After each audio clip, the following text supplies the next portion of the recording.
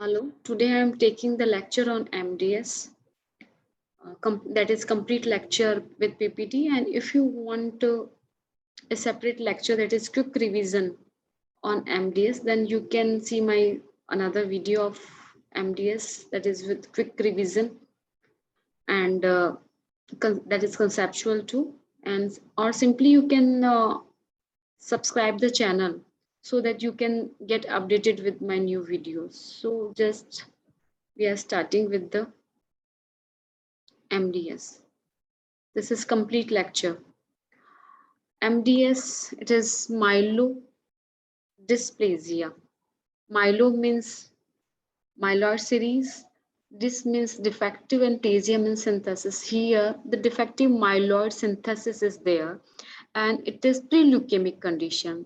So it is a midpoint between the normal and the leukemia. So it is a pre-leukemic condition and here the blast percentage is less than 20%. And it is a that is MDS is a clonal hematopoietic stem cell disorder.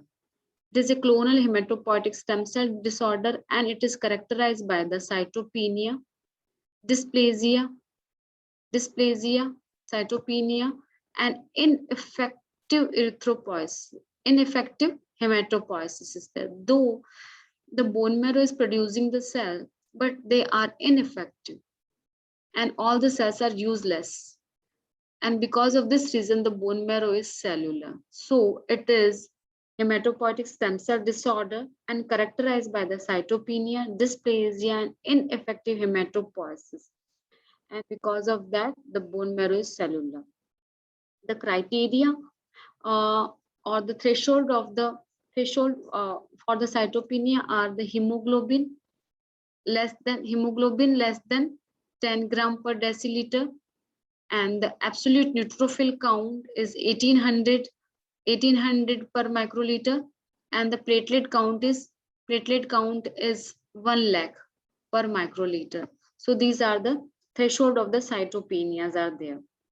Now coming to the type of the MDS are the primary MDS, therapy related MDS when the patient is taking therapy or for the one leukemia or lymphoma, and secondarily he developed some other MDS, and in the acquired one, because they are associated with the benzene or exposure with the some alkylating agent. And here in the case of the genetic or pediatric association comes if the patient is having already Down syndrome, then there are more chances, or neurofibromatosis or Fanconi's anemia. So the MDS are of these basically three type: primary, therapy related, or secondary as MDS, that is secondary MDS. Now classification, there are two type of the classification: FAB classification and WHO classification. They are basically based on the percentage of the blast, then ring sideroblast, and the cytopenia and dysplasia. Cytopenia and dysplasia means how many cell series are cytopenic or dysplastic, and what are the cytogenetic abnormality. So they are depending on the number of the blast, dysplasia, cytopenia, and ring sideroblast. The MDS has got two classification: FAB classification and the WHO classification. According to the FAB classification, the categories are the ring refractory anemia with ring sideroblast, excess blast in transformation, chronic myelomonocytic leukemia, and acute leukemia. Now they has got separate entity, that is now has been shifted into the MDS/MPN category of WHO. MP myeloproliferative neoplasm/myelodysplastic syndrome and acute myeloid leukemia. Now it is no more in the FAB classification of the MDS, but it is in the acute leukemia, because as the percentage are more than 30%. Now coming to the WHO classification involve the dysplastic lineage, cytopenic, how many cell series are cytopenic, the percentage of the ring sideroblast, percentage of the blast in periphery and the bone marrow, and the cytogenetic abnormality. And the categories are the MDS single lineage dysplasia, multilineage dysplasia. In the case of the single lineage dysplasia, one cell lineage are dysplastic, and in the case of the multilineage dysplasia, two or more than two lineages are dysplastic.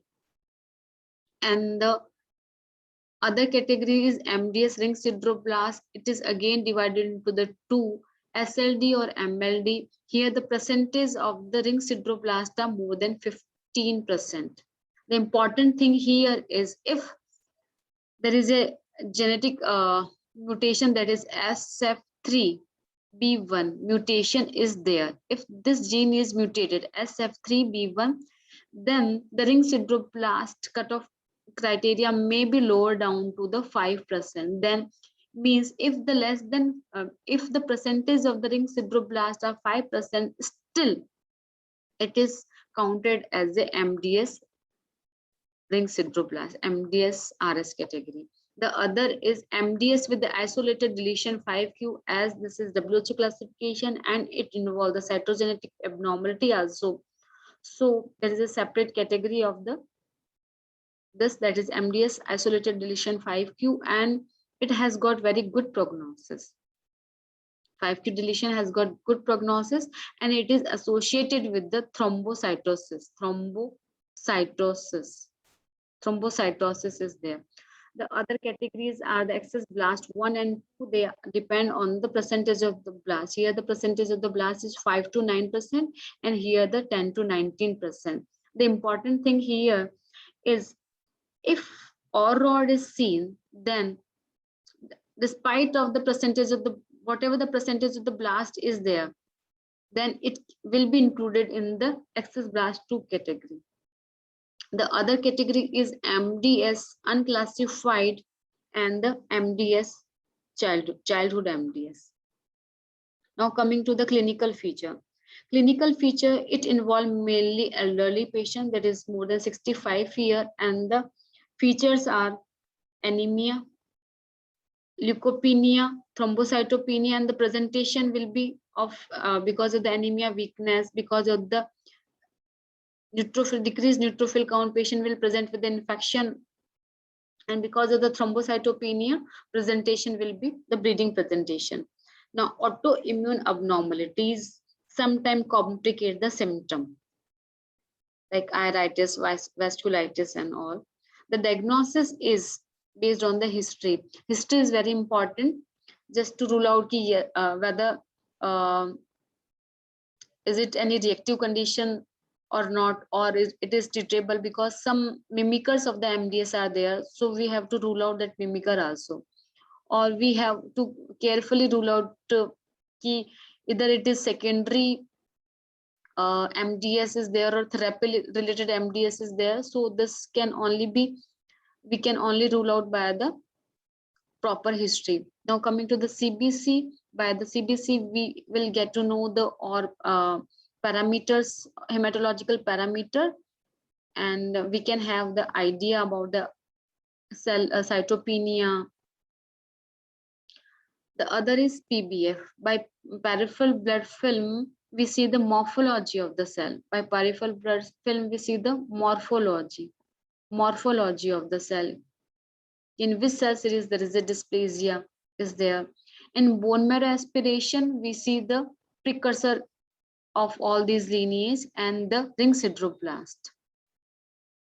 The other thing is for diagnosis is bone marrow biopsy. In bone marrow biopsy, we see the histology. So we can see the exact location where these precursor are located, because the important thing is ALIP, that is abnormal localization of the immature precursor, and this is this can only be seen by the bone marrow biopsy. The other modalities for diagnosis are the immunophenotyping and the cytogenetic analysis. We have to rule out the reactive cause of the dysplasia also, and these are the reactive cause of the dysplasia like megaloblastic anemia, alcoholism, HIV infection is there or not. So we have to carefully rule out these conditions, and as the megaloblastic anemia is a reversible condition, so we have to Keep in mind all these conditions also. The other diagnosis is by doing the serum vitamin B12 assay or serum iron level, because in the case of the megaloblastic anemia, serum vitamin B12 is decreased. The other thing is moving to the morphology part. The RBC can be normocytic, normochromic, microcytic, or macrocytic. Macrocytic is why there is a macrocytic, as it is a maturation defect. Maturation defect is there in the case of MDS. In MDS, the maturation defect is there, and we know as the cell become mature, that they become decrease in the size. More the cell is immature, they are larger in the size, and there is a maturation defect. So the cells are not going to mature and they become immature. Immature the cell, they are larger. So that is mainly we can see the macrocytic nature of the RBC. The other thing is basophilic stippling in Howell-Jovel bodies. These are the RBC inclusion, and the Howell-Jovel bodies, in the Howell-Jovel bodies DNA part inclusion is DNA, and here in basophilic stippling the inclusion is RNA part. You can see this is the Howell-Jovel bodies and this is basophilic stippling, how they will look like. Now, what is happening in the white cell? In the white cell, especially if we talk about the neutrophil, so pseudo-Palgar hue anomaly or pin snatch appearance of the nuclei, or sometimes there may be hypersegmentation. This is pseudo-Palgar hue anomaly. The two lobe of these neutrophils are joined by this thin thread, just like a specs. The word pin snatch comes from this picture. Pin snatch is a French word, means pressing the nose. So this specs is just pressing the nose. So this can resemble with this picture. So this is pseudo-Palgar hue, and don't confuse. Keep Palgar hue and pseudo-Palgar hue are same. In the case of the MDS, pseudo-Palgar hue anomaly is there, and this is pseudo-Palgar hue anomaly. Now, donut or ring-shaped nuclei may be seen in the case of the neutrophil site. In the cytoplasm, hypogranularity is seen. Both type of the granule may be seen in the same cell. KNAP score is decreased, or ROD may be seen in the WBC precursor, that is in the myelocyte. This is all are the pseudo-Palgar hue cell, and these are the hypersegmented. As I told you, sometimes hypersegmentation, hyposegmentation, pseudo-Palgar hue anomaly is there. This is how the abnormal granulopoiesis is there. Now moving on to the platelet. Platelet may be hypogranular, agranular, or sometimes large platelet may be there. So, sometimes we can see the circulating micromegakaryocyte. This is normal platelet. They are 1 to 3 micrometer in the size, and these are the hypogranular platelet. And this is giant platelet. This is giant platelet. The bone marrow aspiration. Talk about in bone marrow aspiration. Bone marrow is hypercellular, and initially only I told you why hypercellular, because of the ineffective hematopoiesis. Sometimes it is hypocellular also, and when the bone marrow is hypocellular, then it is very difficult to differentiate MDS from aplastic anemia, because in both conditions cytopenia is there with the hypocellular marrow. Then what is the next step? Next step is 7q. We will do the cytogenetic analysis, and 7q is very helpful. This is positive in the case of the MDS. Now, dysplasia of the hematopoietic cell line. To be called any lineage to be dysplastic, at least more than 10% of that cell, lineage of that cells should be dysplastic. More than 10% of that lineage should be dysplastic to be called it as a dysplastic lineage. Now, erythroid series, all we talked about RBC, WC, and platelet. Now we are seeing all these cells in the bone marrow. What is happening to their precursor? So what is happening to the erythroid series? erythroid series, especially if we talk about, there is ring sideroblasts are seen. What are these ring sideroblasts? I told you previously also that is maturation defect, and as the process of the maturation, the hemoglobinization is there. But here it is a maturation arrest is there, so iron is not able to utilized by the cell for the hemoglobinization, and iron remain as such in the cytoplasm. So iron is not being utilized by the cell for the hemoglobin synthesis, and the iron deposits are there. So these cells are called ring sideroblasts. The other abnormality are the nuclear budding in the erythroid series, internuclear bridging may be there, multinucleation may be there, cytoplasmic vacuolization may be there, nuclear hyperlobation may be there, multinuclearity may be there. This is the diagram of the ring sideroblast. These blue color are the iron part. And to be called it ring sideroblast, there should be at least 5 granule of pinhead size of 5 granule, or they should cover 1/3 of the nucleus. This is nuclear budding, another abnormality of the erythroid series. This is cytoplasmic vacuolization. Here you can see the multinuclearity in the case of the erythroid series and the both type of the granules in the same cell. This is how the dysplastic lineage look like in the case of the erythroid series, the multinuclear budding. Myeloid series. The specific thing in the myeloid series is pseudochidec-Higashi granules. What are they? They are different from Chidec-Higashi granules. And how the Chidec-Higashi granule look like? These are the Chidec-Higashi granule. They are seen in the mature cells, means neutrophils.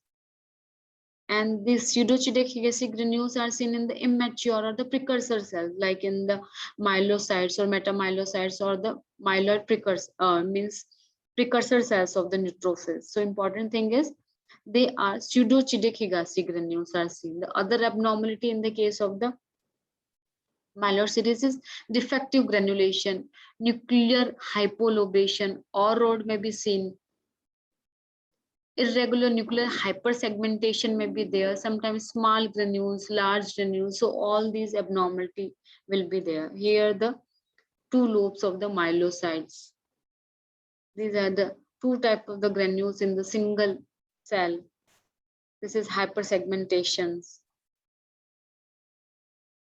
These are the Pappenheiman bodies, iron part. These are the how the neutrophilic series, in the neutrophilic series hypersegmentation is there. Ring type of the neutrophils. The neutrophils, a nucleus of the neutrophils forming the ring shape, donor shape. Here the pseudo-Palgar-Hute anomaly is there.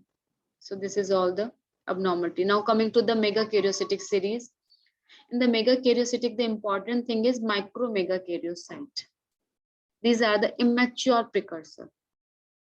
The important thing in the case of the megakaryocyte are the micromegakaryocytes are immature.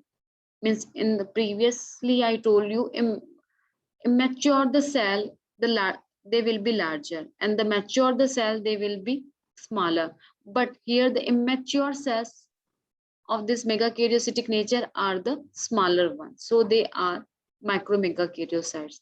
The other is hypogranulation, multiple small nuclei, nuclear hypolobation, multinucleated megakaryocytes just attached by the thin strand, and they are called pawn ball appearance. This is how they look like. These are the multinucleated megakaryocytes just joined by the thin strand. These are the multinucleated megakaryocytes. These are the hypolobated megakaryocytes. This is how large dysplastic megakaryocytes is looking. Now coming to the bone marrow biopsy. Bone marrow biopsy is useful to see the abnormal localization of the immature precursor. or reticulin fibrosis or megakaryocytic dysplasia. Normally, the blasts are seen around the trabecules. Near the trabeculae, the blasts are there. But in the case of the MDS, they move from trabeculae to the central part of the marrow. So the blasts are seen in the central part of the marrow. And this is called abnormal localization of the immature precursor. And we can identify these blasts by CD34 staining. So this is CD34 staining, and these are the all blasts, and they are situated in the central part of the marrow. Now, cytogenic abnormality in the case of the MDS. Secondary MDS have the more frequent genetic abnormality as compared to the de novo, and they can be detected by the conventional karyotyping, FISH, gene sequencing, and the SNP array.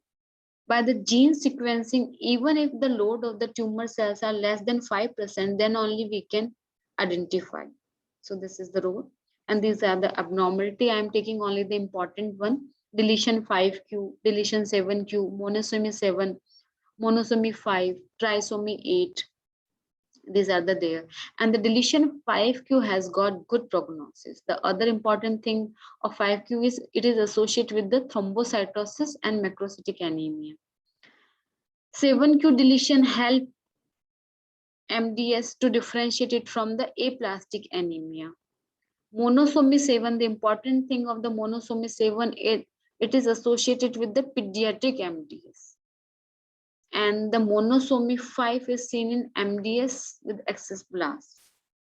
Now coming to the differential diagnosis of the MDS, the first and the foremost is vitamin B12 and the folic acid deficiency. In the case of the vitamin B12, so there is a macrocytic RBC will be there, and the hypersegmented neutrophil will be there, and the morphology will be look like similar. Then we have to rule out this vitamin B12 deficiency by doing the serum vitamin B12 assay. The other thing is exposure to arsenic and the other heavy metal poisoning. So this is again differential. Congenital dyserythropoietic anemia, PNS, that is paroxysmal nocturnal hemoglobinuria, and HIV infection. They all are the mimicker with parvovirus, B19 infections, and when the patient is taking GCSF, colony stimulating factor therapy. The other important thing, as we know, here we see the pseudo-Palgar-Hutt anomaly, and they can be seen in the patient of the tuberculosis, chronic lymphocytic leukemia, and the multiple myeloma. The marrow changes are reversible in this thing. So we have to remember this. These are the reversible things. This is the picture of the megaloblastic anemia, megaloblastic anemia. Here the hypersegmented neutrophils are there, and these are the megaloblastic erythroid series. Megaloblastic erythroid series, and it is giant or giant. All the cells are giant, so the giant metamyelocytes are there. All these and all these are the macrocytes. This is parvovirus infection. Now, for the prognostication in the MDS, 2 scoring system are there. International prognostic scoring system, and the other is WHO prognostic, WPSS. WHO classification was then improved in 2011. And now coming to the principal management of the MDS. The important thing in the treatment is the allogenic stem cell transplantation. This is the main treatment. The other all are the supportive treatment. Like if the anemia is there, then we can give the blood transfusion. If the bleeding is there, then we can give the platelet transfusion, but they all are supportive. The mainstay of the treatment is allogenic bone marrow transplantation. So this was all about the MDS. Thank you very much.